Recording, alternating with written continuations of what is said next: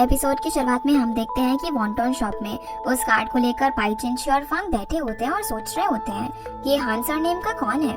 सोचने के बाद उन्हें शाहवान सिमिलर लगता है उनके फ्रेंड ग्रुप में, जो जानकर वो लोग शॉक हो जाते हैं। इधर रिसर्च ट्रिप में भी शाहवान और चेनमो की ऑकवर्ड आई कांटेक्ट हो जाते हैं, जिसके चलते दोनों बात ही नहीं कर रही थी। वहीं सारी मॉम एपिंग से मिलने के लिए उसके घर पर चली जाती हैं। वहाँ जाकर वो एपिंग को बताते हैं, पर एपिंग ये मानने से मना कर देती है।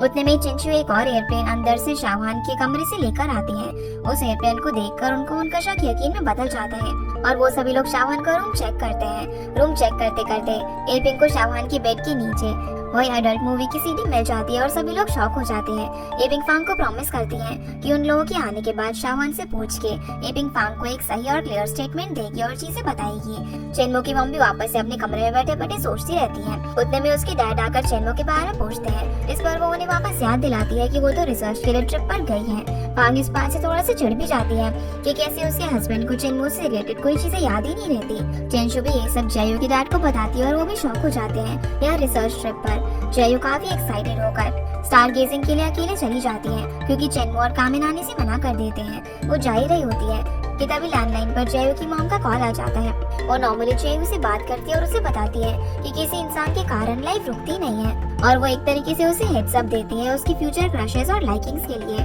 जयू को ये चीज थोड़ी सी वियर्ड लगती है और वो फोन रखकर जा ही रही होती है कि तभी बारिश हो जाती है और क्लास मॉनिटर बताती है कि इवेंट तो कैंसिल हो गया है। वही शंघाई में जयू के डैड चेंशु को समझाते हैं कि वो ऐसे ना करे, और ग्रैंडमा अपनी एज के चलते अपने काम और टाइम के बारे में सब कुछ भूलने लगी थी। वही रिसर्च कैंप में जयू वापस से रूम में भीगती भीगती वापस आती है और चेनमो उससे पहले ये सोचकर निकल जाती है कि जयू के पास अम्ब्रेला नहीं है, उसे अम्ब्रेला लेकर जाना चाहिए। चेनमो अब स्टार गेजिंग के साइट पर अम्ब्रेला लेकर पहुंचती है और देखती है कि वहाँ तो शाहवान के अलावा कोई भी नहीं है। शाहवान को बिना अम्ब्रेला के देखकर चेनमो उससे अम्ब्रेला देकर जा ही रही होती है। इतने में शाहवान उसे रोक लेता है और अपनी फीलिंग्स कन्फेस करता है। चेनमो ये सुनकर जयू की बात याद करती है कि इतने में वो बताता है कि सेम चीजें जयू को उसने टेक क्लास में एक्सप्लेन कर दी थी। वो लोग फिर ऑकवर्ड कन्वर्सेशन की जगह नॉर्मल कन्वर्सेशन करते हैं और बारिश खत्म होने के बाद वो दोनों शूटिंग स्टार्स देखते हैं और स्टार गेजिंग करते हैं। अब चेनमो के उतना लेट होने के कारण जयू और कामेन उसे ढूंढने के लिए जाते हैं, जहाँ जयू चेनमो और शाहवान को साथ में देख लेती है और बहुत ज्यादा सैड होकर वहाँ से निकल जाती है। चेनमो और शाहवान फिर अपने अपने रूम्स में चले जाते हैं और चेनमो अपने रूम में आकर सो जाती है। चेनमो के लेट आने का कारण भी जयू और कामेन समझ जाते हैं। अगले दिन अब सभी लोग घर के लिए निकल ही रहे होते हैं कि तभी जयू चेनमो को इग्नोर करके अपना बैग लेकर चली जाती है, जिस पर कामेन उसे बताती है कि कल रात में उसने उन दोनों को साथ में देख लिया था। चेनमो अब जयू से बात करने की बहुत ही कोशिश करती है, इवन स्कूल पहुंचकर भी बात करने की कोशिश करती है, पर जयू उसकी एक भी नहीं सुनती। सभी लोग अब जैसे स्कूल पहुंचते हैं तो सारी मॉम वहाँ पर शाहवान और चेनमो का वेट करती है। घर जाकर दोनों मॉम्स अपने बच्चों से सवाल करती है और इंटरोगेट करती है, उन्हें एविडेंस भी दिखाती है। इस पर वो दोनों चिढ़कर अपने कमरे से निकल जाते हैं और चेनमो तो अपनी मॉम को रूम से ही बाहर कर देती है। वहीं जयू अपने कमरे में बैठी होती है, उसके फाइनली डॉट्स कनेक्ट हो जाते हैं और समझ में आ जाते हैं कि कैसे शाहवान ने कभी भी उसे पसंद किया ही नहीं है। जयू अब यहाँ पर मेंटली, फिजिकली और इमोशनली बहुत ज्यादा परेशान होती है। तब उसकी मॉम उसे दवाई लेकर एक दिन की छुट्टी लेने का बोलती है और कहती है कि वो उसके सर को इन्फॉर्म कर देगी। अगले दिन चेनमो खोई खोई होकर स्कूल जा रही होती है कि शाहवान वहाँ पर आ जाता है और दोनों एक दूसरे से उनकी फैमिली कंडीशन पूछते हैं। तभी चेनमो बोलती है कि उसे जयू से बात करनी होगी और समझाना होगा। इस पर शाहवान भी एग्री करता है। क्लास के अंदर जाकर चेनमो को पता चलता है कि आज तो जयू आई ही नहीं है, क्योंकि उसकी तबीयत खराब है, और ये भी उसे मिस्टर जू के थ्रू पता चलता है। चेनमो फिर स्कूल से निकलकर जयू के घर के उधर जाती है। उतने में चेनमो के डैड उसके टीचर से मिलने के लिए चले जाते हैं। अब जयू के घर पर सबसे पहले उससे मिलने के लिए शाहवान आता है, पर चेनशु उसे उससे मिलने नहीं देती। फिर चेनमो आती है। चेनमो और जयू फिर नीचे जाकर बात करती है, जहाँ चेनमो उसे स्टार्टिंग से सारी मिसअंडरस्टैंडिंग के बारे में बताती है और बोलती है कि वो उस पर चिल्ला ले, लेकिन उसे ऐसे इग्नोर ना करे।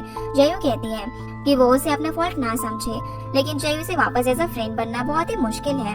ये सब इग्नोर करके दोनों अब जयू और चेनमो फिर अपने अपने घर चली जाती है और रोने लगती है। वहीं जिमिंग शाहवान की हेल्प करता है उन सीरीज के बारे में मिसअंडरस्टैंडिंग सॉल्व करने में, और वांगबिन भी यहाँ पर आकर एपिंग को इन सब के रिगार्डिंग सॉरी बोलता है। एपिंग भी शाहवान को गलत समझने के लिए उसे सॉरी कहती है और फिर वो वहाँ से उसे पढ़ना है कहकर चला जाता है। चेनमो के घर पर उसके डैड आकर उसकी मॉम और उसको बताते हैं कि चेनमो का सामान पैक कर दो, वो फिर से स्कूल चेंज कर रही है। फांग इस बात को सुनकर इस बार अपनी बेटी के लिए और अपने लिए स्टैंड लेती है कि कैसे चेनमो ने और उसने हमेशा उनके लिए सब कुछ सैक्रिफाइस किया है। और एंडिंग में जब कुछ भी नहीं होता तो वो कह देती है कि अगर चेनमो का स्कूल ट्रांसफर होगा तो वो उनसे डिवोर्स ले लेगी। चेनमो के डैड पहले तो मजाक में लेते हैं, लेकिन फांग उन्हें क्लियर कर देती है कि ये कोई मजाक नहीं है। इसके बाद हम शावान को देखते हैं जो कि अपने स्टडी टेबल पर बैठकर आज जो उसने स्कूल में चेनमो के ट्रांसफर के बारे में सुना था उसके बारे में सोच रहा था। चेनमो के डैड फिर जायो के डैड के साथ पुलिस स्टेशन जाते हैं, जहाँ पर ऐसा लगता है कि वो किसी के ब्याह पर कुछ सेटलमेंट कर रहे हो। चेनमो भी घर पर अपनी मॉम को दुखी देखकर टेंस होती है और उनसे पूछती है कि क्या वो सही में उसके डैड के साथ डिवोर्स ले लेगी, जिस पर वो समझाती है कि इस बार वो बैकआउट नहीं करेगी क्योंकि हमेशा से उनकी लाइफ उसके डैड के काम के अराउंड रिवॉल्व करती है और इस बार वो ये नहीं होने देगी। चेनमो अब बातों बातों में उसकी मॉम से पूछती है कि डैड इतने रूड हैं तो उन्होंने उनसे शादी क्यों की, जिस पर मॉम उसको समझाती है कि उसके डैड बहुत ही अच्छे और रिस्पॉन्सिबल है। पहले वो भी एक गरीब फैमिली से बिलोंग करते थे, पर ये सब कुछ उन्होंने उनकी फैमिली को प्रोटेक्ट करने के लिए किया। सीन फिर शिफ्ट होता है और हम देखते हैं कि चेनमो के डैड फांग के छोटे भाई के काम के कारण नेगोशिएट करने के लिए आए थे और उसे सुधारने को कहते हैं और ये भी बोलते हैं कि ये बात उन दोनों के बीच में ही रहेगी, वो उनकी फैमिली में किसी को भी नहीं बताएंगे। फिर फांग का भाई चला जाता है और जयो के डैड और चेनमो के डैड एक रेस्टोरेंट में खाना खाने और ड्रिंक करने के लिए साथ में बैठे होते हैं। चेनमो के डैड वहाँ पर बताते हैं कि वो अपनी वाइफ से कैसे मिले और कैसे उनकी शादी हुई। फांग ने चेनमो के डैड के लिए 400 लेटर्स लिखे थे और यहाँ चेनमो के घर पर उसकी माँ उसे समझाती है कि माना उसके डैड बहुत ही रूड है लेकिन वो बहुत ही रिस्पॉन्सिबल और अच्छे इंसान है। चेनमो ये सब देखकर समझ जाती है कि उसकी माँ उसके डैड से बहुत ज्यादा प्यार करती है। चेनमो के डैड भी अब यहाँ पर जयो के डैड को बताते हैं कि शादी के टाइम पर फांग फांग कहती थी कि उसके डैड और उसके भाई एक बड़े गैम्बलर थे और इस बार वो अपनी लाइफ के साथ गैम्बल कर रही थी और बस यही चाहती थी कि उसका हस्बैंड उसे एक अच्छी जिंदगी दे और उसे अच्छे से ट्रीट करे। डैड अब यहाँ पर हमेशा से यही चाहते थे कि वो फांग से पूछे कि क्या वो उस बेट में जीती या फिर हारी, और दूसरी जगह फांग चेनमो को समझाती है कि उसके लिए सबसे प्रीशियस चीज चेनमो है और एंडिंग में अगर कुछ भी हुआ तो वो कह देगी कि वो बेट को हार गई है। अपनी बात करने के बाद फांग फिर चेनमो को बताती है कि कैसे वो भी अपनी मॉम के साथ अपनी बातें शेयर कर सकती है। वहीं ये पिंक शावान को मनाने का ट्राई कर रही थी, उसकी फेवरेट डिश बनाकर और बोलती है कि वो आकर खा ले, जिस पर वो भूख नहीं है कहने लगता है। जब जिमिंग ये बात सुनता है तो बोलता है कि वो हैंडल कर लेगा इस सिचुएशन को। जिमिंग अब शावान के पास जाता है और खाना उसके पास रखकर पूछता है कि क्या हुआ है, तो शावान बताता है कि कैसे आज वो जयो को मिलने के लिए गया था और उसकी मॉम ने उसे मिलने नहीं दिया। फिर जिमिंग बोलता है कि ये तो अच्छा हुआ। वो उसे समझाता है कि अब उन लोगों को जयो को थोड़ा सा टाइम देना चाहिए और पूछता है कि चेनमो और शावान का फ्यूचर प्लान है सच क्या है। वहीं चेनमो भी अपनी मॉम को सब कुछ बताती है और उसको उसकी मॉम भी समझाती है कि इन सब के लिए एक सही टाइम रहेगा, अभी उसे सिर्फ अपने आप पर फोकस करना चाहिए। और सेम ही चीज जिमिंग भी शावान को समझाता है। वो बोलता है कि अगर वो उसे इतना ही पसंद करता है तो उसे वेट करना सीखना होगा ताकि चेनमो भी अपना डिसीजन खुद ले सके। फिर जिमिंग बाहर आ जाता है और एपिंग को भी चैन की सांस आती है क्योंकि वो भी बहुत टेंस थी। और फिर जिमिंग और एपिंग भी खाना खाने लगते हैं। बातों बातों में जिमिंग भी अपनी मिसअंडरस्टैंडिंग उससे वो पोएम के बारे में पूछ लेता है। तब उसको समझ में आता है कि वो एपिंग ने नहीं बल्कि एपिंग के किसी दोस्त ने किसी इवेंट में लिखी थी। और जिमिंग अब खुश होकर फाइनली चैन से खाना खाता है। वहीं चेनमो के डैड भी फाइनली रात में घर जाते हैं और अपने सामान को पैक होता हुआ देखकर पूछते हैं। फांग अब यहाँ पर उनसे फिर से ट्रांसफर की बात पूछती है तो वो कहते हैं कि ये तो नेसेसरी है, जो सुनकर फांग डैड को रूम से बाहर भगा देती है और उन्हें हॉल में सोना पड़ता है। माओ भी सेलर बनकर जयो से बात करने की कोशिश करता है लेकिन वो कोई भी रिप्लाई नहीं देती, तो वो सोचता है कि वो उसे कोई जोक भेजता है। वो जब जोक देख रहा होता है तो जिमिंग को लगता है कि वो फिर से कुछ गलत देख रहे हैं। वो अब जाकर देखता है, उसे वार्न करता है कि अगर वो आगे से कुछ ऐसा वैसा करता हुआ पकड़ा गया तो वो उसकी टांगे तोड़ देगा। वहीं जयो के घर पर जयो अपनी ग्रैंडमा को अकेले बैठा हुआ देखकर उनके पास आ जाती है और ग्रैंडमा से सारी चीजें शेयर करती है। ग्रैंडमा उसे समझाती है कि जब से उनकी लाइफ में जयो आई है उस दिन से उनकी लाइफ और भी बहुत ज्यादा ब्यूटीफुल हो गई है। वही रात में भी शावान सिर्फ चेनमो की ट्रांसफर के बारे में ही सोच रहा होता है और रात भर जाकर चेनमो के लिए स्टडी प्लान बनाता है। अगली सुबह फिर चेनमो के डैड सोफा पर सो रहे होते हैं। उनकी नींद खुलती है तो फांग अपने काम पर निकल जाती है और चेनमो भी अपने स्कूल जा रही होती है। दोनों ही चेनमो के डैड को इग्नोर कर रहे थे। जयो के घर में सुबह सुबह चेन शूज का टेम्परेचर चेक करती है, फिर उसे गर्म पानी पीने को कहती है। जयो उसकी मॉम से पूछती है ग्रैंडमा कहाँ पर गई, पर चेनशू बोलती है कि हो सकता है कि कहीं नेबरहुड में गई हो। जिमिंग भी एक जगह से निकल रहा होता है, तभी वो ग्रैंडमा चेन से मिलता है। उनसे मिलने के बाद वो पूछता है कि वो यहाँ पर क्या कर रही है। जिस पर वो ऐसा रिएक्ट करती है जैसे कि वो जिमिंग को जानती ही नहीं हो।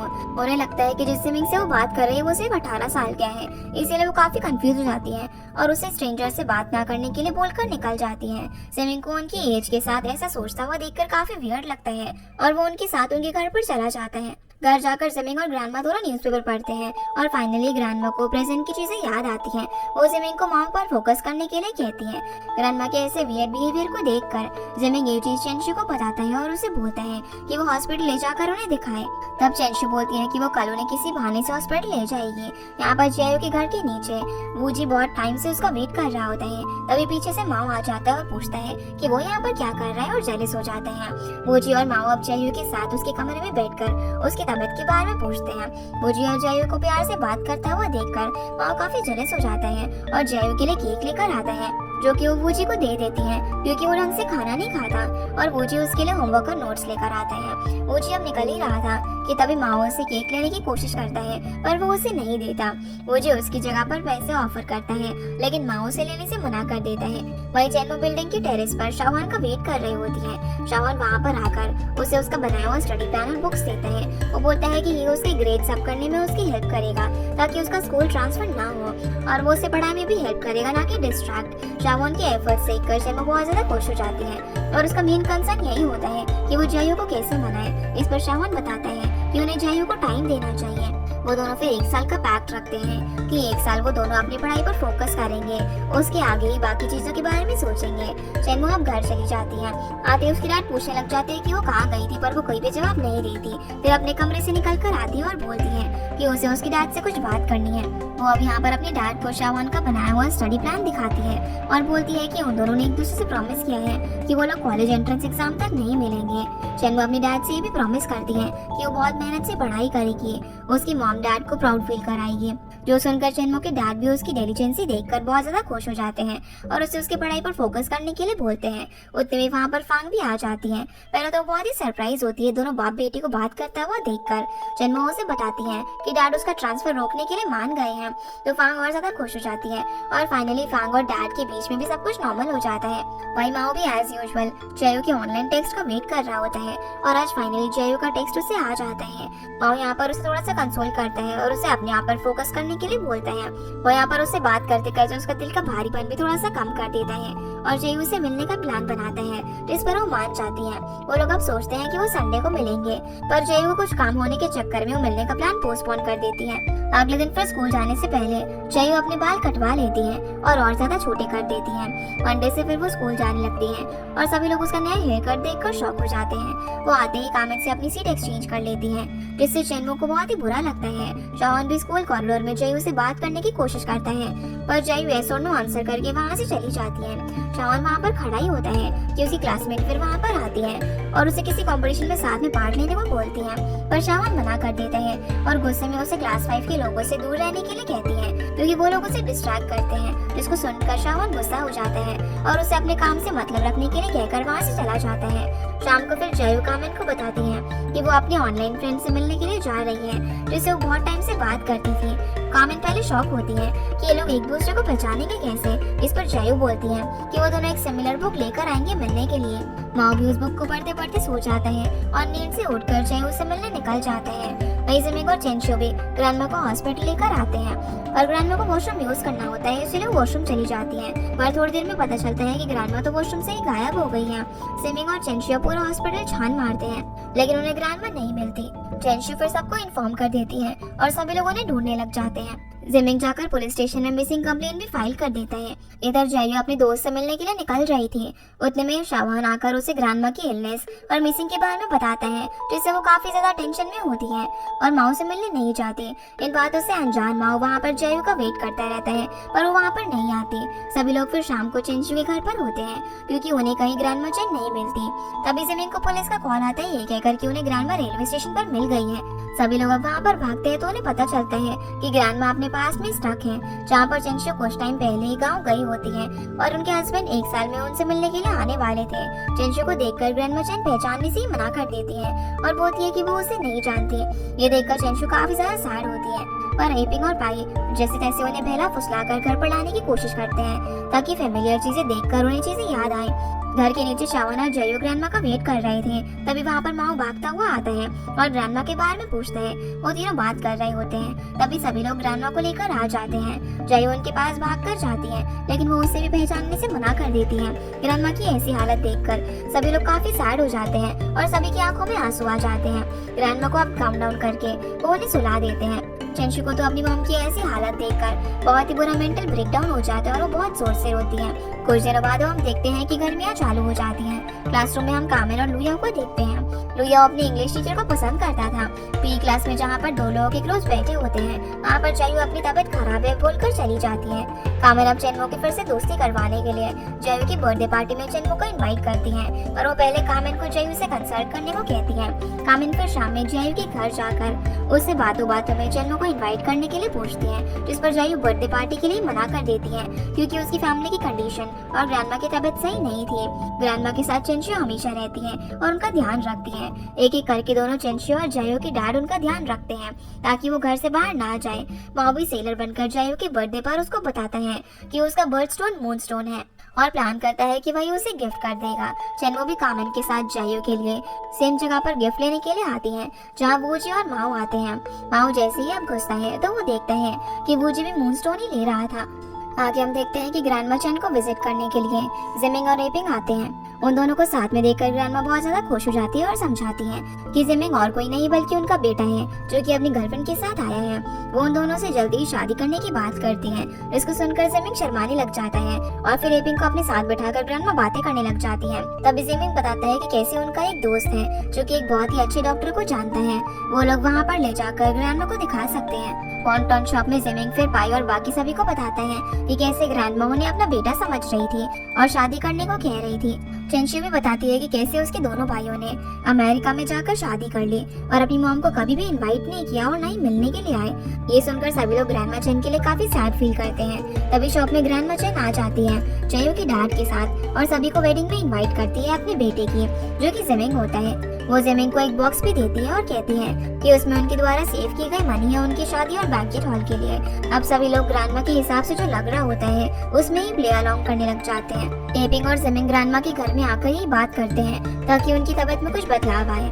अगर उन लोगों को बैंकेट रखना पड़ेगा तो वो लोग ये रख लेंगे ताकि उनका भी उनकी बेटी की शादी ना देखने का रिग्रेट पूरा हो जाए।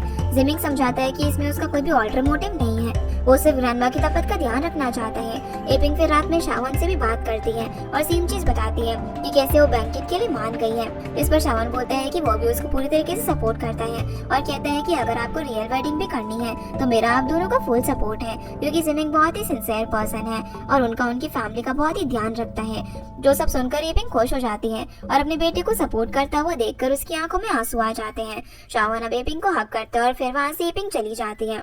अगली सुबह काम पर जाने से पहले जिमिंग उसके द्वारा देखे हुए होटल्स और हॉल्स के बारे में बताता है। बातों ही बातों में एपिंग उसे कहती है कि हमें एक्टिंग करने की जरूरत नहीं है, चाहे तो वो दोनों सही में शादी कर सकते हैं। ये सुनने के बाद 1 मिनट के लिए जिमिंग को कुछ प्रोसेस ही नहीं होता, पर फिर वो एपिंग को खुशी में गोद में उठा लेता है और घुमाता है। वो बहुत ज्यादा खुश होता है और बोलता है कि वो पूरे नेबरहुड को पार्टी देगा। मैरिज सर्टिफिकेट लेकर फिर एपिंग और जिमिंग जयू के घर पर जाते हैं और उन सबको बताते हैं। ग्रैंडमा ये देखकर काफी खुश होती है। थोड़ी देर बाद जयू के साथ ग्रैंडमा सोने चली जाती है और एपिंग चेंशू को पूछती है कि उसकी मॉम उसे याद नहीं कर पा रही है तो वो उस चीज से उतना इफेक्ट ना हो। इस पर चेंशू सैड होकर बोलती है कि बस इसकी मॉम अच्छे से हेल्दी रहे, वो तो यही चाहती है। चेंशू फिर एपिंग और जिमिंग से पूछती है कि वो लोग भी इस नेबरहुड को छोड़कर जेंशू गार्डन रहने के लिए चले जाएंगे। इस पर एपिंग कहती है कि जो भी हो हम लोगों की दोस्ती हमेशा ऐसे ही रहेगी। अब यहाँ पर शाहवान के शिफ्ट होने के बाद अंदर खड़े होकर जयू सुन लेती है और फिर वहाँ से चली जाती है। जिमिंग के घर में एपिंग, माओ और शाहवान जिमिंग के अगेंस्ट टीम अप करते हैं उसकी एक जायंट मॉडल जैसी फोटो हटवाने के लिए, ताकि वहाँ पर वो लोग कुछ अच्छा लगा सके। एपिंग भी जिमिंग से एक प्रॉमिस मांगती है, वो माओ को अच्छे से ट्रीट करेगा और माओ और शाहवान को हमेशा इक्वली ट्रीट करेगा। जिमिंग सब कुछ मान जाता है। फिर उन सबको घर का टूर करवाता है। शाहवान का रूम उन लोगों ने रिसेंटली डेकोरेट करवाया था। जहाँ पर फर्नीचर माओ की पसंद से लिया गया था और उसमें शाहवान के लिए भी एक कंप्यूटर था। माओ और शाहवान फिर नए कंप्यूटर को एक्सप्लोर करने लग जाते हैं और एपिंग और जिमिंग बाकी घर को। चारों अब धीरे धीरे करके थोड़ा थोड़ा सामान शिफ्ट करने लग जाते हैं और सामान शिफ्ट करते वक्त शाहवान पूछता है कि क्या उसे उसके डैड का सामान यहीं पर छोड़ना चाहिए। इस पर एपिंग हाँ करती है और बोलती है कि ये घर हमेशा वैसा ही रहेगा जैसे कि पहले था। अगले दिन चेनमू शाहवान को टेरेस से पूरा नेबरहुड दिखाती है और वो दोनों एक दूसरे को ग्रीट करते हैं एज न्यू नेबर्स। जयू के घर में उसे ग्रैंडमा धीरे से बुलाती है और उसे एक बैंक कार्ड देती है। वो बोलती है कि वो गोल्ड की ज्वेलरी ले ले, पर वो चेंची को यहाँ पर नानी समझ रही थी और बोलती है कि वो उसे ना बताए क्योंकि उसे उस पर भरोसा नहीं है। जयू वो कार्ड अपनी मॉम को देती है और बताती है कि पासवर्ड उसका बर्थडे है। तब चेंची बताती है कि ये पिंक की शादी की डेट भी जयू के बर्थडे की डेट है और वो उससे पूछती है कि उसे कोई इशू तो नहीं है। इस पर जयू बोलती है कि नहीं, अगर चाहिए होगा तो वो बाद में कोई स्मॉल गैदरिंग अपने दोस्तों के साथ कर लेगी। वहीं कामिन भी अपनी फैमिली के साथ लंच कर रही होती है। तभी पाई कामिन को बताती है कि शादी संडे को है जिस दिन जयू का बर्थडे है। कामिन बोलती है कि वो आज मॉल जा रही है उसे के लिए प्रेजेंट लेने के लिए। मॉल में कामिन अब गिफ्ट ढूंढ रही होती है। तभी उसे लुयाओ की आवाज आती है। लुयाओ अपनी फेवरेट टीचर के लिए गिफ्ट ले रहा होता है, जहाँ पर कामिन को लगता है कि वो सीक्रेटली उसके लिए गिफ्ट ले रहा है और खुश हो जाती है और खुशी से नाचने लग जाती है। क्लासरूम में भी कामिन बहुत ज्यादा एक्साइटेड होती है ये सोचकर कि वो गिफ्ट उसके लिए है, पर एंडिंग में गिफ्ट उसे दिए बगैर लुयाओ उस टीचर जो कि उनकी सीनियर होती है उनको देने के लिए जाता है। कामिन उसको फॉलो करती है और देखती है तो उसको समझ में आ जाता है कि वो दोनों भी सेम नेबरहुड में बड़े हुए हैं और लुयाओ उनको पहले से जानता है। लुयाओ उन्हें चॉकलेट्स भी देता है पर उसकी सीनियर उसे एक्सेप्ट नहीं करती और रिटर्न कर देती है। सैड होकर अब लुयाओ निकल रहा होता है कि वो वहाँ पर कामिन को देखता है। वो कामिन को सब कुछ बताता है और कामिन उसकी साइड से उस सीनियर को गिफ्ट देती है, पर फिर भी वो एक्सेप्ट नहीं करती ताकि लुयाओ को मिक्स सिग्नल्स ना मिले। पर लुयाओ का दिल रखने के लिए कामिन कहती है कि उन्होंने ये चॉकलेट ले लिए थे और लुयाओ काफी खुश हो जाता है। अब स्कूल से दूर निकलने के बाद कामिन एक बेंच पर बैठकर रोते हुए सारी चॉकलेट्स खाती है और उस बॉक्स को डस्टबिन में डाल देती है। वहीं जिमिंग जो कि अपनी शादी से बहुत ज्यादा खुश था, वो उसी की बाकी नेबर्स को बात करते हुए सुनता है कि एपिंग उसे इसीलिए शादी कर रही है क्योंकि अभी जिमिंग अमीर है और पैसे वाला है, वरना एपिंग उसे घास भी ना डाले। ये सुनकर जिमिंग को बहुत ज्यादा गुस्सा आ जाता है। वो ब्रेक्स उठाकर उन्हें मारने जाने का सोचता है। अब एपिंग के बारे में सब जगह रूमर्स फैलने की वजह से जिमिंग ये डिसाइड करता है कि वो लोग एक होम वेडिंग करेंगे जिसमें केवल वही लोग होंगे जो कि बहुत ही क्लोज है और मैटर करते हैं, ताकि वो और बाकी सभी लोग एंजॉय कर सके। इधर जयू जब घर वापस आती है तो शाहवान का घर खाली देखकर पुराने दिन को याद करती है और सोचती है। वो अपने पास रखी हुई फोटो एल्बम भी देखती है। तभी सेलर बनकर माओ का टेक्स्ट आता है।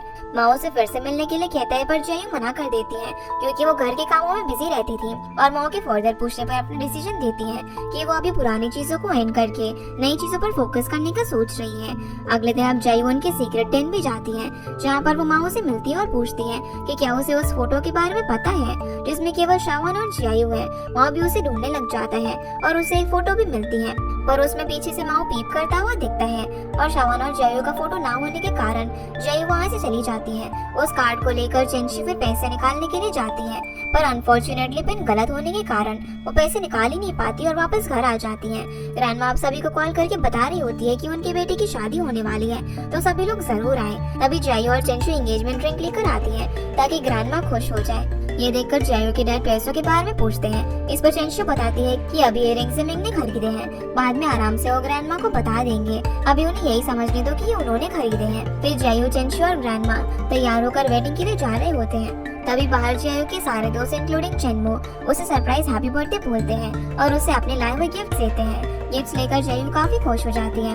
अपनी दोस्तों की इतने केयर और थॉटफुल गिफ्ट देखकर वो काफी इमोशनल भी थी और जल्दी से गिफ्ट रखकर वेडिंग के लिए जिमिंग के घर पहुंच जाती है। घर पहुंचते ही माओ और शाहवान इन तीनों का वेलकम करते हैं और एक एक करके ब्राइड और ग्रूम साथ में आते हैं।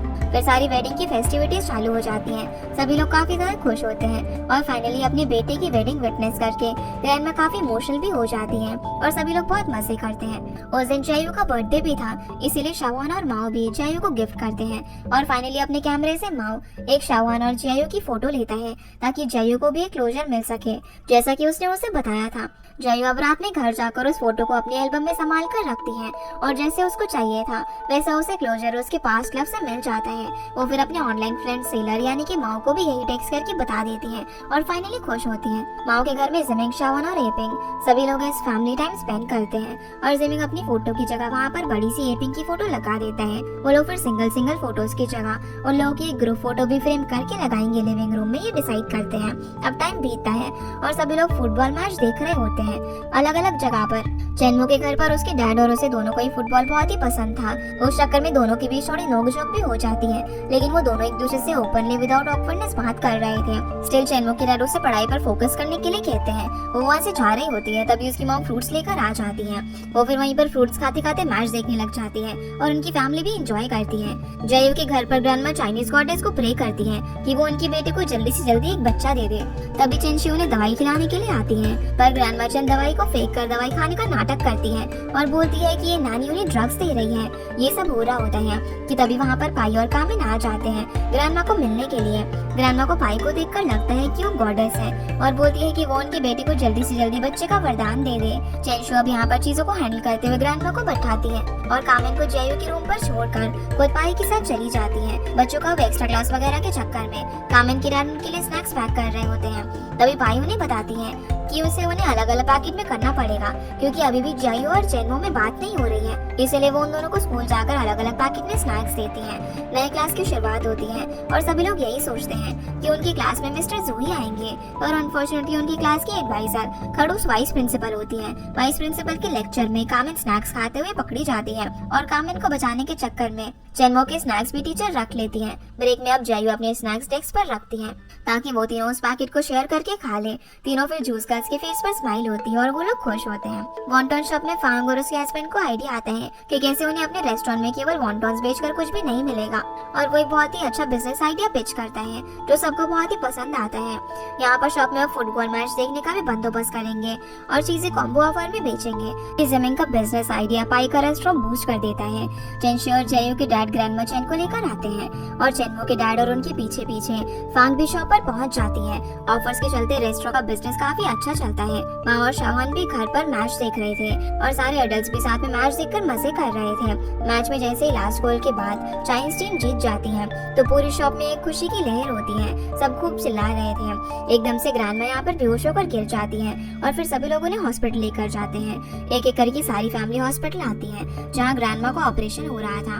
ऑपरेशन के दौरान 4-5 घंटे लगने वाले थे, इसलिए सभी एडल्ट्स माओ, शाओहान और जयू को घर पर जाने के लिए कहते हैं। वो तीनों पैदल घर पर जाते हैं और अपने घर के बाहर पहुंचते हैं जयू को कॉल की आवाज आती है। वो जल्दी जल्दी से कॉल उठाती है तो पता चलता है कि ग्रैंडमा का ऑपरेशन सक्सेसफुल हो गया है। सभी लोगों के मन में इससे खुशी होती है और सब एक राहत की सांस लेते हैं। जयू को अपने घर छोड़कर शाओहान और माओ जा रहे होते हैं। तभी माओ शाओहान से उसके डैड की डेथ के टाइम सिचुएशन के बारे में पूछता है, जिस पर वो बताता है कि वो कुछ 6 साल का था जब उसके डैड की डेथ हुई और इनिशियली उसे लग रहा था कि वो पूरी फैमिली और रिलेटिव के साथ कहीं पर घूमने जा रही हैं। फिर जब वो फ्यूनरल हॉल पहुंचे और उसने वहाँ पर अपने डैड को पड़े हुए देखा तब उसे रियलिटी का एहसास हुआ।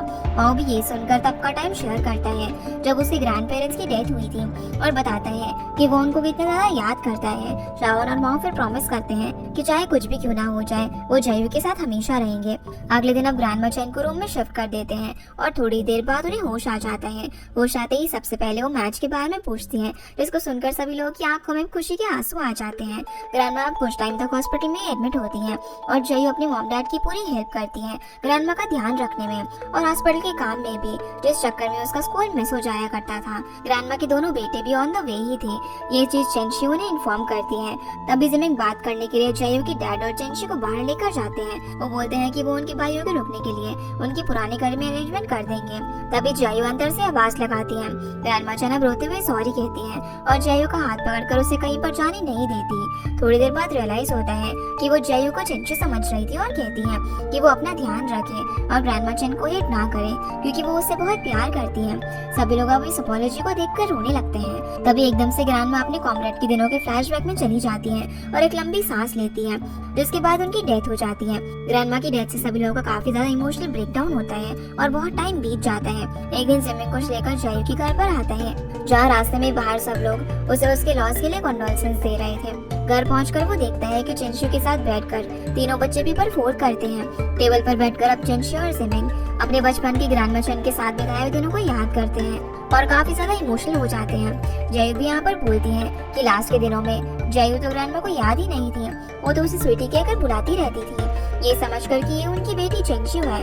जयू के इतने हार्ट ब्रेकिंग चीज को सुनकर सभी लोग चुप हो जाते हैं और शावान माओ से कहकर जयू को भी साथ लेकर बाहर निकल जाते हैं। बाहर निकल कर ये तीनों हर वो जगह पर जाते हैं जहाँ पर उन्हें ग्रैंडमा लेकर जाया करती थी और फिर अम्यूजमेंट पार्क में उनकी फोटो की जगह वो लोग वैसे ही खड़े हो जाते हैं कि शावान समझाता है कि ग्रैंडमा को हो सकता है कि वो लोग याद ना हो, पर at the end of the day grandma हमेशा उन लोगों के दिल में ही रहेगी। जयो वापस घर जाती है और उसे विंडो के पास बैठी हुई उसकी ग्रैंडमा की मेमोरी याद आती है। वो अपनी मॉम को बताती है कि कैसे उन्हें मून को देखना कितना अच्छा लगता था। चेंशु बताती है कि उसका नाम और जयू का नाम उन्होंने मून के रेफरेंस में ही रखा था और ये भी बताती है कि बैंक कार्ड का पासवर्ड चेंशु का बर्थडे था। ये सुनकर जयू भी बोलती है कि आप दोनों पूरी लाइफ लड़ते थे, लेकिन एंडिंग में उनके लास्ट डेज में भी उन्हें केवल उनकी स्वीटी यानी कि उनकी बेटी याद थी। तभी चेंशु जयू को एक फोटो दिखाती है जयू और ग्रैंडमा चेन का, जिसके पीछे जयू के लिए ग्रैंडमा चेन वही सेम चीज लिखती है जो कि उस दिन उन्होंने उसको समझाने के लिए कहा था कि जयू जैसी भी है वो उसकी फेवरेट है। ये देखकर जयू रो पड़ती है और फिर अपने रूम में जाकर उस फोटो को संभाल कर रख देती है। वो अपने स्टडी टेबल पर बैठी ही थी कि तभी उसे जूस गर्ल वाला गिफ्ट दिखता है। इसके बाद हम देखते हैं कि पी क्लास में चेन्मो पहले अपनी रेस फिनिश करके जयू और कामिन को मोटिवेट करके उनकी रेस फिनिश करवाने में हेल्प करती है ताकि वो लोग भी पीई टेस्ट में पास हो जाएं।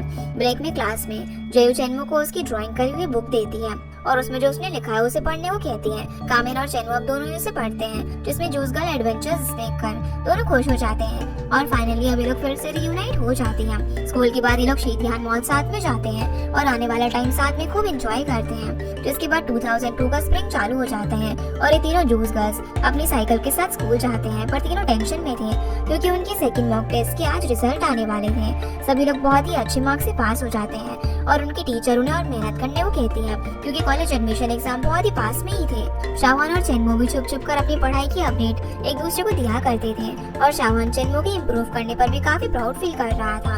वॉन्टन शॉप में सारी मदर्स काफी टेंस्ड होती हैं अपने बच्चों के कॉलेज एडमिशन से रिलेटेड और फिर एक दूसरे को बताती है कि कैसे वो लोग अपने बच्चों को हेल्प कर रही है। चेंशु बता रही होती है कि कैसे वो और जयू के डैड जयू के हेल्प करने की कोशिश कर रहे हैं पर उन्हें कुछ भी समझ नहीं आ रहा। एपिंग फिर शावान को बताती है कि उसने बचपन से एक यूनिवर्सिटी का सोच के रखा था जहाँ पर उसके डैड चाहते थे कि वो जाए।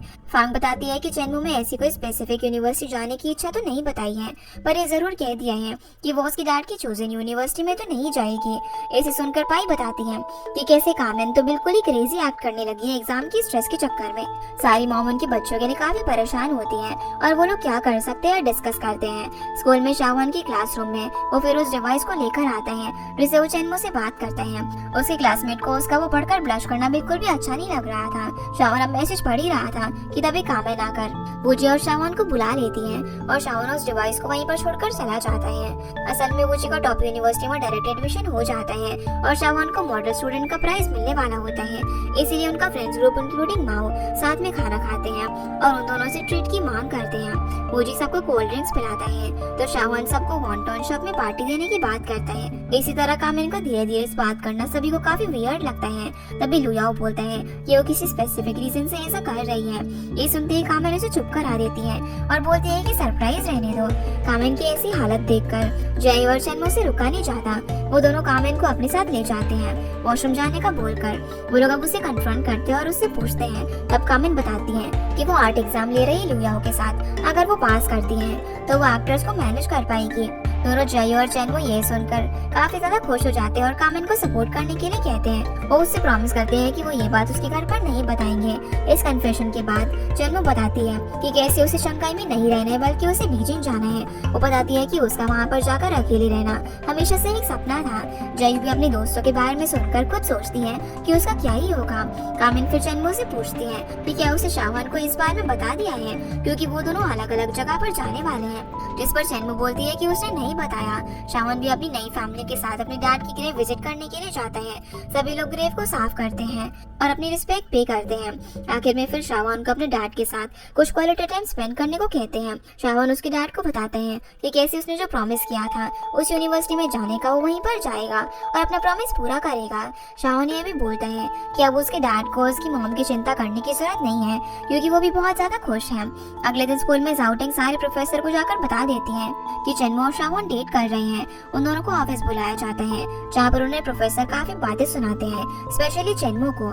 शाहवान अब पहले तो मेट्रो को संभालने के लिए बोलता है कि वो दोनों सिर्फ दोस्त हैं, लेकिन जब वो लोग और ज्यादा चेनमो और उसके कैरेक्टर पर बोलते हैं तो उसे रुका नहीं चाहता। वो डेटिंग वाली चीज मान लेता है। इसके कारण उसका मॉडल स्टूडेंट वाला टाइटल उसके बदले अब टिंग टिंग को मिल जाता है। ऑफिस से निकलकर अब चेनमो वॉशरूम चली जाती है क्योंकि उसे ये चीजें हैंडल नहीं हो पा रही थी। शाम को रूफटॉप पर अब चेनमो शाहवान पर चिल्लाती है कि उसने क्यों मान लिया, पर शाहवान बोलते हैं कि वो इन 20 पॉइंट के बिना भी उसकी फेवरेट यूनिवर्सिटी जा पाएगा। शाहवान अब पूछता है कि चेनमो ने उसे मिलने का क्यों कहा था, पर चेनमो उसे बता नहीं पाती बीजिंग जाने के बारे में। वॉन्टन शॉप में भी सभी लोग मॉडल स्टूडेंट के बारे में बात करते हैं कि कामेन आकर पाई को साइड में ले जाकर सब कुछ बता देती है। पाई तो शॉक में एकदम से चिल्ला पड़ती है और सभी को पता चल जाता है। जिमिंग और एपिंग फिर जब घर पर चले जाते हैं तो एपिंग शांत होती है, लेकिन gymming full on revenge mode में होता है कि टिंग ने उसे कैसे फंसाया ये बोलकर। एपिंग यहाँ पर जिमिंग को समझा रही होती है। तभी फाइनली घर पर शाहवान आ जाता है। शाहवान अब एपिंग और जिमिंग को बताता है कि उसे एक्स्ट्रा पॉइंट नहीं मिल रहे हैं और चेनमो का पूरा सीन भी उन्हें समझाता है।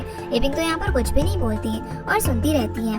तभी शाहवान कहता है कि जो उसे सही लगा इसीलिए उसने ऐसा किया था और उन पॉइंट्स के बिना भी वो इस यूनिवर्सिटी में जा सकता है। एपिंग से फिर किचन में जिमिंग पूछता है कि उसने कुछ रिएक्ट क्यों नहीं किया, इस पर वो बोलती है कि शाहवान बच्चा नहीं है, अभी उसको जो करना है वो करेगा। चेनमो भी फांग से शेयर करती है आज स्कूल में क्या हुआ था और फांग भी शॉक हो जाती है कि किस तरीके से शाहवान ने रिएक्ट किया। चेनमो फिर फांग को बताती है कि कैसे उसने अभी तक शाहवान और किसी को भी नहीं बताया कि उसे अपने कॉलेज के लिए बीजिंग जाना है। वो शंघाई से नहीं करना चाहती। फांग ये सुनकर शॉक हो जाती है, पर आखिर में वो चेनमो के डिसीजन को सपोर्ट करती है कि अगर उसे जाना है तो वो बीजिंग जा सकती है।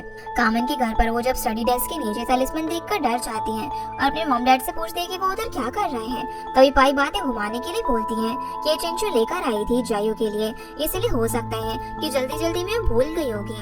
उस तलिस्मान को उठाकर कामिन देखती है तो उसे पता चलता है कि उसमें उसका बर्थ डेट और नाम लिखा हुआ था। वो फिर उन्हें अब सच बताने के लिए कहती है, जिस पर पाई बोलती है कि कुछ टाइम से कामिन के बिहेवियर के चलते वो लोग डर गए थे और उन्हें लगा था कि वो पोजेस्ड हो गई है, इसलिए उन्होंने ऐसा किया था। फिर कामिन उन्हें अपने आर्ट एग्जाम के बारे में बताती है और उन्हें शांत करती है। वहीं चेनमो के घर पर भी उसके डैड यही बात करते हैं कॉलेज एप्लीकेशन के बारे में, जिसे बचकर फांग उससे रूम में जाने के लिए कहती है। रूम में बैठकर चेनमो सोचती है कि कैसे उसके मॉम और डैड उसे सपोर्ट करेंगे और उसको कैसे शाहवान को समझाना पड़ेगा अच्छे से। अगले दिन वो स्कूल में शाहवान को बता देती है, पर शाहवान ये सुनकर बिल्कुल भी खुश नहीं होता और वहाँ से चला जाता है। लंच हॉल में खाना खाते टाइम माओजी जायू और कामिन डिस्कस करते हैं सारी चीजें कि तभी वहाँ पर चेनमो आती है और उन लोगों को शाहवान के रिएक्शन के बारे में बताती है। शाहवान अब घर पर आने के बाद भी ठीक से खाना नहीं खाता और सीधा अपने रूम में चला जाता है। एपिंग और जिमिंग ये देखकर माओ से इस बारे में पूछते हैं कि आखिर उसे क्या हुआ है, लेकिन वो उन्हें कुछ भी नहीं बताता। जायू भी अपने घर पर सभी की करियर सजेशन को सुनती है, पर फिर अपनी ग्रैंडमा की बातें याद करके फाइनली अपना डिसीजन ले लेती है। वहीं शाहवान भी अच्छा फील करने के लिए अपनी सीक्रेट डेन पर जाता है। वहाँ उसे जायू मिलती है। जायू उसे अपने करियर डिसीजन के बारे में बताती है और समझाती है कि कैसे चेनमो ने उसे समझाया और बताया कि दुनिया केवल शंघाई में नहीं है, यहाँ से बाहर निकलने पर ही असली जिंदगी का पता चलता है। जायू फिर शाहवान को बहुत ही अच्छे से बताती है कि उसे भी चेनमो को उसके डिसीजन में सपोर्ट करना चाहिए। इसके बाद शाहवान घर में अपने रूम में बैठा होता है। वहाँ पर दूध लेकर एपिंग आती है और समझाती है कि कैसे वो हमेशा से ही एक वेल बिहेव बच्चा रहा है। वो चाहती थी कि वो एक बार सेल्फिश बनकर उसे क्या करना है ये सोचे, रेदर देन कि उसके डैड और उसकी मॉम क्या चाहते हैं या फिर चेनमो क्या चाहती है। शाहवान ये बातें सुनकर समझ जाता है। वहीं चेनमो के घर पर भी उसके डैड मान जाते हैं और उसे एक लिस्ट देते हैं यूनिवर्सिटीज की जहाँ पर वो अप्लाई कर सकती थी। कामिन का भी डी-डे आ जाता है एग्जाम का और वो बहुत ही अच्छा परफॉर्म करती है और पास हो जाती है। वॉन्टन शॉप पर पाई सभी को पार्टी देती है। कामिन के दोस्तों को वहाँ पर बुलाकर लुयाओ भी अब एक्टर बन जाता है और कामिन भी फाइनल डायरेक्टर बन जाती है। सीन अब चेनमो पर आता है जो कि बहुत देर तक वेट करती है कि शाहवान वहाँ पर आने वाला है या फिर नहीं। तभी वहाँ पर वो आ जाता है। फिर चेनमो को बाहर बात करने के लिए लेकर जाता है। चेनमो बताती है कि वो उसे हर बार लेटर्स लिखेगी ताकि उसे ऐसा अलग फील ना हो। और शावन बताते हैं कि वो भी शंघाई से बाहर किसी यूनिवर्सिटी में अप्लाई करने वाला है ताकि वो भी दुनिया देख सके। फाइनली उन दोनों के बीच सब कुछ सही हो जाता है और रात में जब जायू पढ़ रही होती है तभी उसे रियलाइज होता है कि वो अभी तक अपने ऑनलाइन फ्रेंड से नहीं मिली। वो सेलर यानी कि माओ को टेक्स्ट करती है उससे मिलने से रिलेटेड। वो दोनों फिर जायू के एग्जाम के बाद मिलने के लिए मान जाते हैं और अगले दिन स्कूल में उनकी वाइस प्रिंसिपल भी सारे बच्चों को एड्रेस करते हुए अच्छी बातें करती है, उन्हें ऑल द बेस्ट कहती है उनके फ्यूचर के लिए। फिर ऑडिटोरियम में धीरे धीरे सारे टीचर्स एक एक करके बच्चों को अपने एग्जाम के लिए मोटिवेट करते हैं। आखिर में शावन आकर उन सभी को एड्रेस करता है और थैंक यू बोलता है क्योंकि नंबर 2 स्कूल के दिनों ने उसके क्लासमेट्स ने उनके टीचर्स ने उसे वो बनाया जो कि आज वो है। फिर सारे पेरेंट्स अपने बच्चों को एग्जाम टाइम पर पूरी हेल्प करने की कोशिश करते हैं। जिमिंग और रेपिंग शावन को डिस्टर्ब ना हो इसीलिए धीरे धीरे बात कर रहे थे। चेंशु तो शावन को लेकर जायू के रूम में आ जाती है और चेन्मो के डैड उसके लिए स्टडी प्लान बनाते हैं, उसकी स्टडी में हेल्प करने की कोशिश करते हैं। माओ रात में अपने रूम में बैठकर जायू से सेलर की तरह मिलने और पूरे दिन की आइटिनरी डिसाइड करता है कि वो उसको क्या करवाएगा, कैसे मिलेगा, कहाँ पर घूमने के लिए लेकर जाएगा और कहाँ पर खाने के लिए जाएंगे। अगले दिन फिर स्कूल में लंच टेबल पर माओ जूस गर्ल्स के साथ होता है। वो लोग एग्जाम के बाद घूमने जाने का डिसाइड करते हैं। तभी जायू बोलती है कि उसे सबसे पहले सेलर से मिलना है। तीनों लड़कियां यहाँ पर सेलर से जायू की सारी कन्वर्सेशन और चीजों को एनालाइज करती हैं। तो उन्हें समझाता है कि सेलर कोई और नहीं बल्कि जायू का करीबी इंसान ही है। माओ तो यहाँ पर अपना नाम लेने वाला होता है पर तभी चेन्मो और कामिन को ऐसा लगता है कि वो पर्सन वूजी है। वो लोग अब वांगबिन के पास जाकर पूछते हैं तो वांगबिन बातों ही बातों में बता देते हैं कि वूजी को जायू पसंद है और वूजी से कंफर्म करने के लिए वो लोग उससे उसकी इंटरनेट आईडी के बारे में पूछती हैं। तभी पता चलता है कि वो पर्सन वूजी भी नहीं है। ये जानकर सारे लोग अब जायू को सेलर से मिलने से मना कर देते हैं और कहते हैं कि हो सकता है कि वो कोई स्कैमर निकले। जो सारी बातें सुनकर वो सेलर को डिफेंड करती है और बोलती है कि वो ऐसा इंसान नहीं है। शाम को अब जब माओ बैठा होता है तभी उसे जायू का मैसेज आता है जहाँ वो उसे बताती है कि कैसे उसके दोस्त उसे स्कैमर बोल रहे थे, पर जायू ने उसे डिफेंड किया और कहा कि ऐसा नहीं है, वो उसका एक इम्पोर्टेंट दोस्त है। वो लोग अब बात कर ही रहे थे कि तभी यहाँ पर वूजी का मैसेज आ जाता है माओ को ये बोलते हुए कि वही सेलर है ना।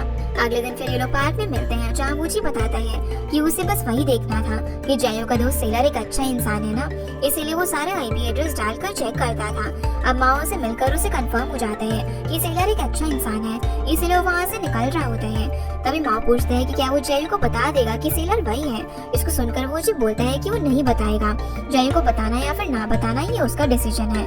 माओ अपने सीक्रेट डेन में बैठा होता है। तभी वहाँ पर जायू आती है अपनी स्क्रैप बुक ढूंढने के लिए। माओ और जायू बात करते हैं कि कैसे लास्ट ईयर बर्थडे के टाइम पर माओ ने शावन और उसका फोटो लेकर उसे एक उसके क्रश को एंड करने में हेल्प करी थी और उसे ग्रो अप और मूव ऑन करने में मदद किया था। माओ को फिर जायू बोलती है कि कैसे शावन, जायू और माओ बचपन से एक दूसरे के सिबलिंग्स जैसे ही हैं, इसीलिए वो कोई भी उसे रिलेशन के आगे कुछ और नहीं सोच सकते। जो सुनकर माओ अब रात भर इसी बारे में सोचता रहता है और अगले दिन वूजी को मिलने के लिए बुलाता है। वूजी से मिलने के बाद माओ बोलता है कि वो जायू को कभी भी ना बताए कि माओ सेलर है। वो अब धीरे धीरे जायू को मैसेज करना कम कर देगा और उसे ये बोलेगा कि सेलर को अब्रॉड जाना पड़ा। वूजी तो ये सुनकर कंफ्यूज हो जाता है कि माओ उसे ये सब क्यों बता रहे हैं। इस पर माओ बोलता है कि सेलर से ना मिलने के कारण जायू अपने आप को ब्लेम करेगी, इसलिए उस टाइम वूजी को उसके साथ होना चाहिए और उसे मोटिवेट करना चाहिए। माओ ये सब बोलकर वहाँ से निकल जाता है।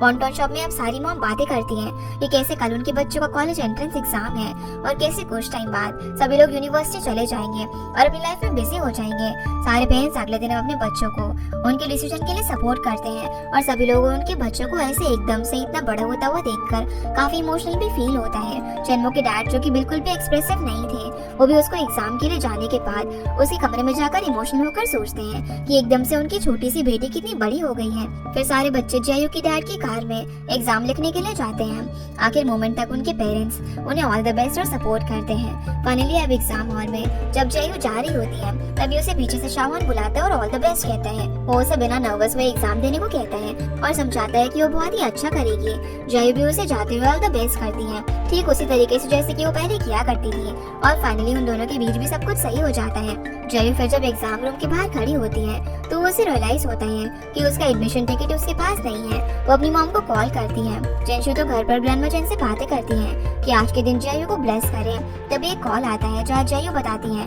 कि उसके पास एडमिशन टिकट नहीं है। चंशी अब जल्दी जल्दी उसे ढूंढकर पुलिस ऑफिसर की गाड़ी के साथ उसे एग्जाम हॉल तक वहाँ पर देने के लिए जाती है। अपनी मॉम से टिकट लेकर जयू बहुत तेज भागती है और फाइनली एग्जाम हॉल में एंटर कर चैन की सांस लेती है। सभी लोग का अब एग्जाम चालू हो जाता है और वो लोग लिखने लग जाते हैं। सीन फिर शिफ्ट होता है और कई सालों बाद 2012 में, जहाँ पर चिंशी और उसके हस्बैंड वॉन्टॉन शॉप में आते हैं और देखते हैं कि फाइनली पाई ने अपनी दुकान बंद कर दी है और रेंट पर दे दी है। सारे पेरेंट्स वहाँ पर इकट्ठा होते हैं और पास की बातें करते हैं कि कैसे वो यहाँ पर एंजॉय करते थे और कैसे एपिंग अभी एक बहुत अच्छी डॉक्टर बन गई है। उसने अपनी एक क्लिनिक भी खोल लिया है। सभी लोग नॉस्टैल्जिक हो जाते हैं। तभी वहाँ पर फांग और चेनमो के डैड शावन और चेनमो की बेटी जियोमी के साथ आते हैं। उन दोनों को देखकर चेंशी बोलती है कि देखो, सारे बच्चों में अभी तक केवल चेनमो और शावन ने ही शादी करी है, बाकी लोग तो इसके बारे में सोचने का नाम ही नहीं ले रहे हैं और वो लोग अपने कामों में इतना बिजी हैं। फिर शॉप साफ करते करते कामेन के डैड को पुराना न्यूज़पेपर एडिशन मिलता है जहाँ पर सारी मॉम का इंटरव्यू आया हुआ था। वो उस एडिशन को जियोमी को दिखाते हैं और उसे सारी ग्रैंडमा के बारे में पूछते हैं। सारी मॉम फिर गॉसिप करती हैं और सारे डैड जियोमी के साथ खेलते हैं। चेंशी बोलती है कि कैसे चेनमो के डैड बहुत ही बदल गए हैं और बिल्कुल भी जियोमी के साथ स्ट्रिक्ट नहीं है। वो लोग अब सभी बात ही कर रहे थे कि कैसे उनके बच्चे इतने बड़े हो गए हैं और बिजी हो गए हैं। वो लोग अपने पेरेंट्स से भी मिलने के लिए नहीं आ पाते। चेंशी बताती है कि कैसे सिर्फ चेनमो ने फैमिली स्टार्ट करने का सोचा। कामेन और जयू तो ओल्डर सिंगल वुमेन बनकर घूम रही है और एपिंग को बोलती है कि अगर उनकी नजर में कोई अच्छा लड़का हो तो वो उसे जयू से सेट करवा दे ताकि इसी बहाने वो उसे अब्रॉड से वापस बुला सके। चेंशु एक वॉइस मैसेज रिकॉर्ड करके भेजती है जहाँ पर सारी मॉम उसे वापस चाइना आने को कहती है और बड़ी हुई जयू तो अपने स्कूल में घूम रही थी। उस रिकॉर्डिंग को सुनकर वो प्लेग्राउंड के उधर चेनमो और कामेन को मिलती है। फाइनली अब इतने सालों बाद तीनों जूस गर्ल्स मिलकर बहुत ज्यादा खुश होती हैं। वो काफी ज्यादा मैच्योर भी हो गई थी। कामेन यहाँ पर जयू से पूछती है कि उसने अभी तक उसकी मॉम को उसके आने के बारे में क्यों नहीं बताया। इस पर जयू कहती है कि वो नहीं चाहती कि उसे जाते ही उसकी मॉम ब्लाइंड डेट सेट करवा दे। चेनमो भी उन दोनों को समझाती है कि मैरिज के पहले की फ्रीडम का अलग ही मजा है, उसके बाद बहुत ही रिस्पॉन्सिबिलिटीज आ जाती हैं। वो तीनों फिर शावन और बाकी लोगों को मिलने के लिए बास्केटबॉल कोर्ट में जाते हैं। वहाँ पर पुराना टाइम की तरह शावन, ल्यूफंग और वांग बिंग खेल रहे थे और चेनमो के बुलाने पर तीनों वहाँ पर मिलने आ जाते हैं। सभी लोग अब साथ में स्कूल टूर करते हैं और अपनी पास की मेमोरीज याद करते हैं। वो सभी एडल्टिंग और एडल्टहुड की बातें कर रहे थे कि वांग बिंग बताते हैं कि उसे तो जॉब से ले ऑफ कर दिया है, जिसको सुनकर शावन उसकी हेल्प करने को कहता है, पर अच्छे कॉलेज से ग्रेजुएट ना होने के कारण वो शावन को मना कर देता है। तभी ल्यूफेंग बोलता है कि वांग बिन उसकी ई-कॉमर्स कंपनी में आकर काम कर सकता है और उसकी हेल्प कर सकता है, जो सुनकर वो स्माइल करने लग जाता है। वो लोग बातें करते हैं। तभी क्लास मॉनिटर और वूजी आ जाते हैं। वो सभी लोग एक दूसरे को देखकर काफी खुश थे। वूजी और जयू को बात करता हुआ देखकर उनके बाकी दोस्त उन दोनों की सेटिंग करवाने का सोचते हैं और वूजी की टांग खींचने लगते हैं। वूजी और जयू फिर 10 साल पहले जब उनकी बात हुई थी उसके बारे में बात करते हैं कि कैसे जिस दिन जयू सेलर से मिलने का वेट कर रही थी तभी वहाँ पर वूजी आ गया था और उसे अपने साथ ले जाने की कोशिश कर रहा था। उस दिन कैसे अपने दिल की फीलिंग उसने जयू से कन्फेस करी थी, पर जयू ने उसे अच्छे से मना कर दिया था क्योंकि वो तो उसे सिर्फ एक अच्छा दोस्त और क्लासमेट मानती थी।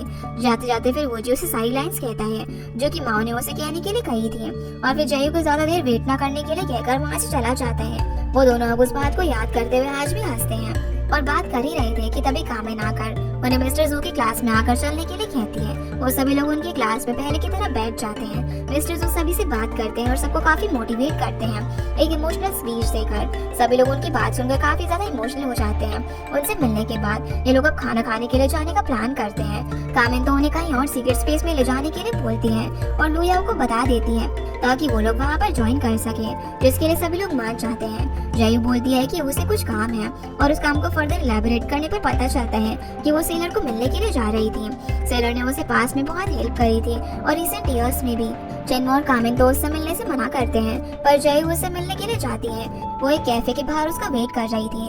तभी उसे अचानक से वहाँ पर माओ दिखता है। उसके पास आकर वो उसे बताते हैं कि वही सेलर है। ये सुनकर वो काफी खुश हो जाती है और उसको मारने लगती है। दूसरी तरफ कामेन सभी को उसी रूफटॉप पर लेकर जाती है जहाँ वो लोग साथ में बचपन में जाया करते थे। ये लोग बात कर रहे थे कि कैसे ये जगह कितना बदल गई है और कितने नए कंस्ट्रक्शन हो गए हैं। तभी जयू वहाँ पर माओ के साथ आती है और सभी को बताती है कि यही सेलर है। माओ यहाँ पर वूजी को ग्रीट करता है। इतने में ही लुयाओ भी वहाँ पर आ जाता है और कामिन को अपनी सारी हेल्प के लिए थैंक यू कहने के लिए उसकी फेवरेट सिंगर को अपने साथ लेकर आता है। उसे देखकर कामिनो फिर से 15 साल वाली बन जाती है और रोने लग जाती है। वो बोलती है कि कैसे उसने उन्हें फॉलो किया था और उसने ऑटोग्राफ लिया था और कैसे उसने जो उसे मिल्क दिया था वो उसकी मॉम पी गई थी। फिर उसे सभी लोग बताने लग जाते हैं कि वो लोग कैसे यहाँ पर रूफटॉप पर आया करते थे और उस सिंगर का एक song love is on the way गा रहे थे। सभी लोग फिर से उस सॉन्ग को गाने लग जाते हैं और एंजॉय करते हैं उनकी पहले की तरह और सोचते हैं कि वो लोग कितना दूर आ गए अपने यूथ से और उन्हें कितना अच्छे से अपने दोस्तों को और अपनी फैमिली के साथ अपनी पूरी लाइफ स्पेंड की है। भले ही उन लोगों ने काफी कुछ अलग सोच कर रखा था लेकिन अभी भी उनकी लाइफ में जो कुछ हो रहा था वो लोग उससे काफी खुश थे। ठीक है, ऐसा ही हम सभी की लाइफ में होता है। हम लोग कुछ सोच कर रखते हैं लेकिन वो कुछ और ही जाता है, पर जो होता है वो सब कुछ अच्छे के लिए होता है, इसीलिए हमें भी हमेशा खुश रहना चाहिए। यही सब सोचते और हैप्पी मोमेंट्स के साथ ये ड्रामा यहीं पर खत्म हो जाता है। तो गाइस, ये थी आज की वीडियो एंड होप आप लोग को ये वीडियो पसंद आई होगी। तो इस वीडियो को लाइक कर चैनल को सब्सक्राइब जरूर कीजिएगा। आपसे फिर मिलते हैं अगले इंटरेस्टिंग ड्रामा में, तब तक के लिए गुड बाय।